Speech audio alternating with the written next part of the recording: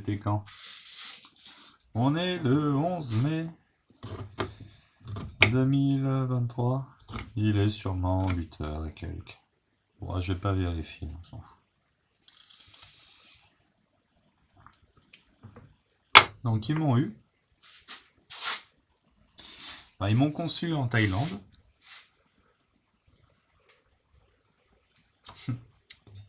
Il y a des petites anecdotes où mon père passe là. On voyage en retour de Thaïlande, je sais pas d'où, du Népal.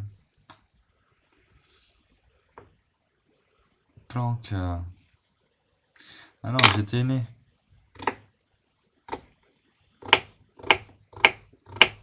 Planque dans ma poussette ou un truc comme ça. De la drogue.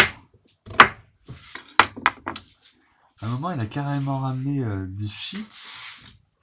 Mais tu sais, un bambou énorme, torsadé et tout. Le bordel est passé dans les mains du douanier. Il lui a présenté comme une sculpture.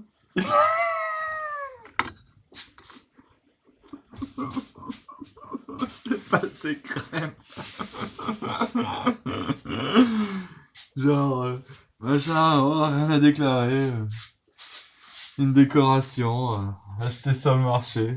Et là, tu vois le gros morceau de shit torsadé qui tient à la droite et tout. Là, c'est un bougeoir. Eh, t'es malade! Un merde qui tapait des crises, tu m'étonnes avec un frère comme ça. Bon, après, il a aussi fait des trucs. Il a fait l'Himalaya. En fait, il n'était pas là à ma naissance. Et c'était le caméraman de Sylvain Saudan. Pour son expédition dans l'Himalaya, il a fait 6900 mètres là-bas. Bon, ils sont pas montés à pied, hein, ils ont été catapultés en hélicoptère. Ils ont fait la descente. Mais c'est lui qui faisait les prises de vue, qui se plaçait et qui filmait le Sylvain Saudan, tout ça. Et il est revenu pieds nus. Il est revenu sans chaussures parce qu'à l'aéroport, il a donné ses chaussures à un mec qui avait pas de chaussures. C'est le genre de gars, mon père.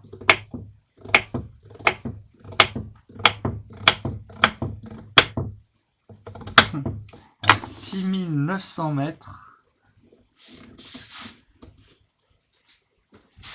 il s'est roulé un bédo. Il y avait Sylvain Saudan qui a dit « T'es complètement malade, tu vas mourir et tout !» Et mon père, il roule un gros vélo. Et avant de descendre la montagne de l'Himalaya en ski, il se crame un gros bédo sur le toit de la planète, quoi.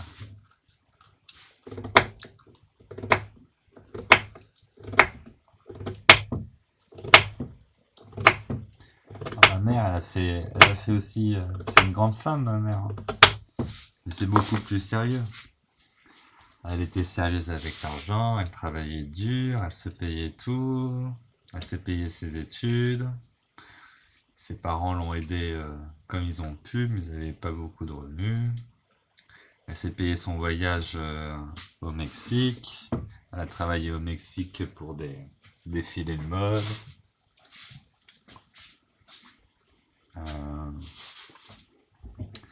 Elle se vantait d'avoir été l'une des petites copines de Lorenzo Lama, l'acteur rebelle, des rebelles.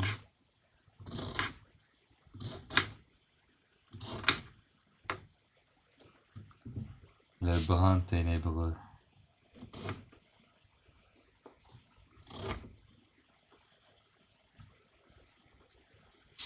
Bien plus sérieuse que mon père, moins artiste. Ce qui est drôle, c'est que j'observe en moi un mélange des deux. C'est dommage que j'ai trouvé personne à qui offrir ça. Je vais offrir ça à Audrey, mais pas su emboîter le pas. Ce qu'elle a su faire, c'était tuer mon deuxième enfant dans son ventre et mettre mon fils en prison et se faire passer pour une victime. Ouais, je ne pourrais pas parler de cette salope à sortir.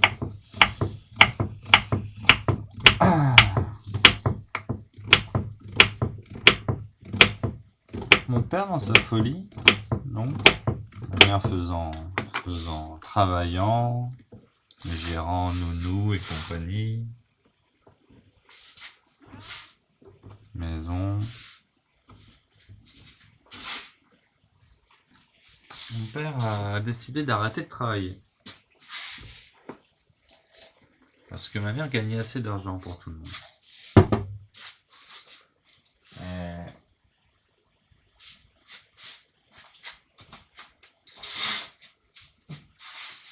Le problème, c'est que il a arrêté de travailler pour aller jouer au billard.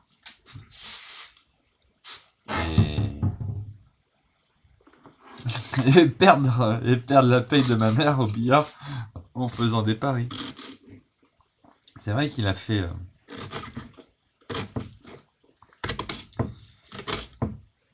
des bons scores, hein. Il était bon au billard, mais il perdait tous ses paris. C'est sûrement un petit blocage mental que j'ai hérité de lui, tiens.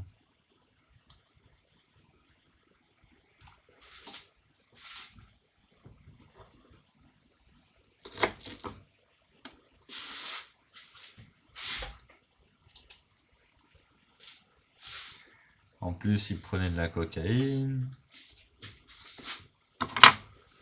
S'endettait. Bon, ma mère,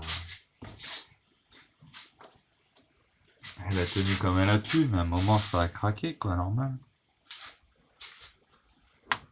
Et quand elle a quitté quand j'avais 3 ans, lui, il a vécu une descente aux enfers. Il est tombé dur dans l'héroïne. Tentative de suicide.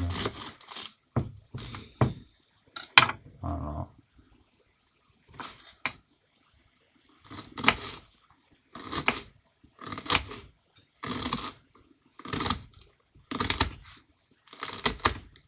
C'est pour ça que, avec l'histoire que j'ai vécue, j'avais vraiment à cœur d'offrir à mon fils un papa à la fois foufou, artiste, amusant, gamin, joueur, comme mon père l'était. J'ai passé des rares moments avec mon père, mais à chaque fois c'était magique. À vrai dire, il y a eu tellement peu de moments où j'étais avec lui que je me souviens. De 0 à 3 ans, après je l'ai plus revu, je l'ai revu une seule fois, j'avais 7 ou 8 ans, pendant 2 semaines. Et après il est mort. Ça me donne envie de pleurer, tu vois.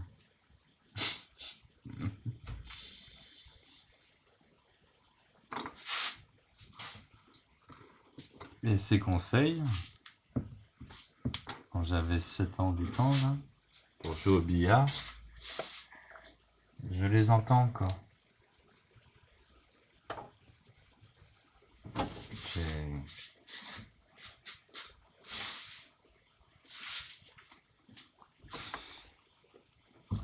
Et j'ai eu l'impression d'avoir vraiment raté quelque chose, que j'aurais pu avoir plein de raccourcis dans la vie si j'avais été guidé par mon père.